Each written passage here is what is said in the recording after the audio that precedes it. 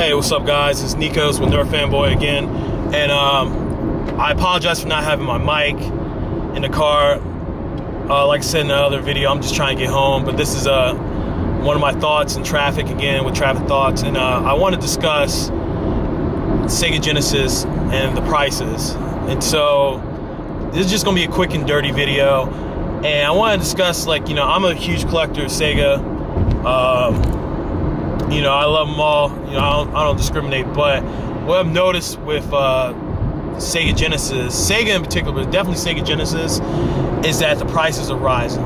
And I was at East Starland yesterday, talking to a guy, and then I was giving him some of my wacky theories on why. Come on, let me over. Why did I think that the prices are rising?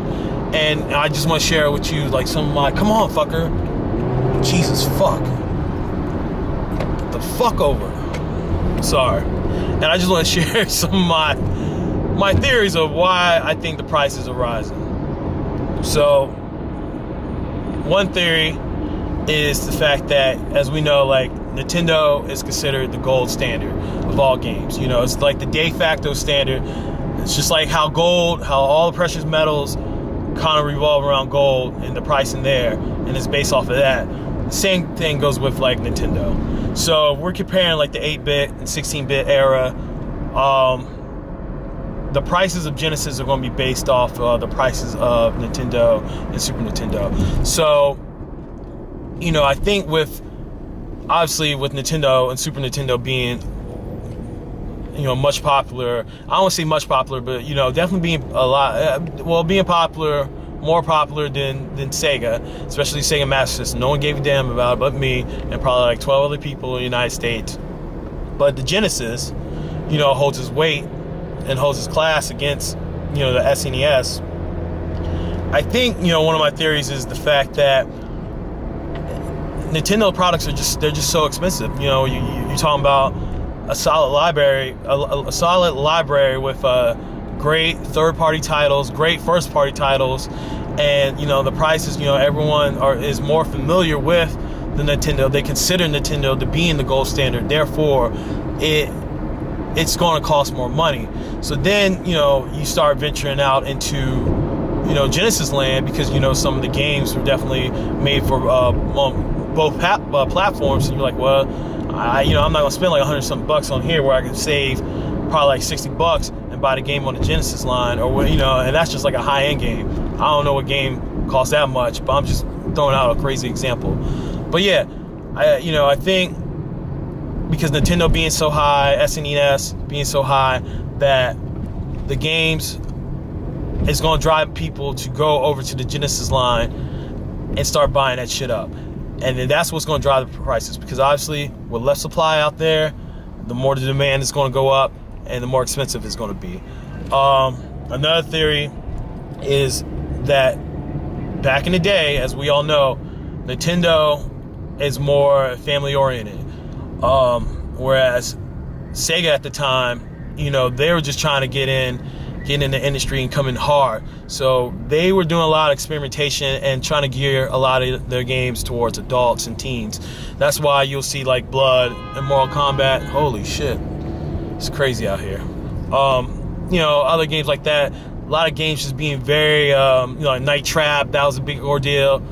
A lot of different games being very experimental and very teen/adult oriented. So guess what? That was 20-something years ago. Now we're all grown up now.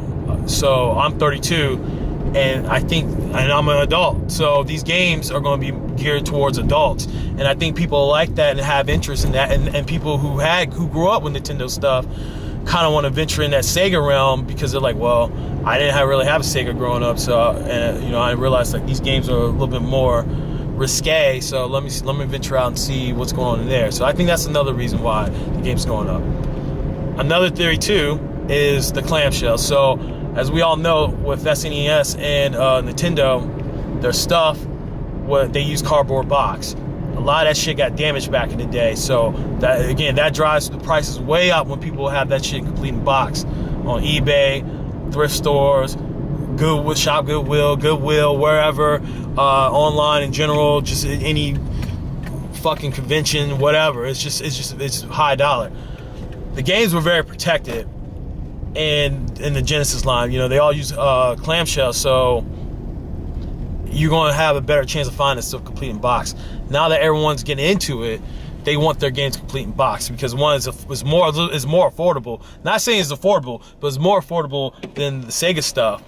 Than the Super Nintendo stuff, and it's easier to obtain. So again, even though there's more of it out there, it's still only a finite supply of it.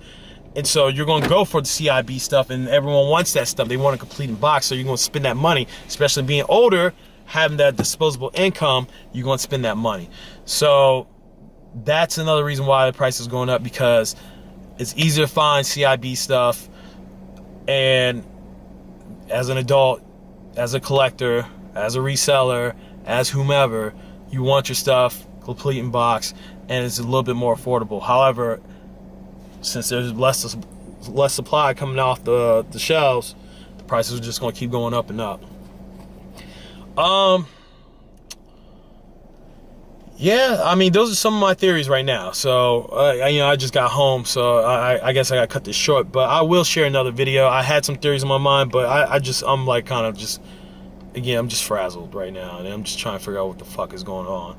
And trying to get home, because I definitely ordered some video games, and I'm trying to get them into my room before the girlfriend gets home and starts fucking trying to cut my head off for spending money on games. So if you have any questions, or if you have any other theories, please leave them down in the comment section below. This is Nikos the Nerd Fanboy. Please like and subscribe, and I will talk to you guys later.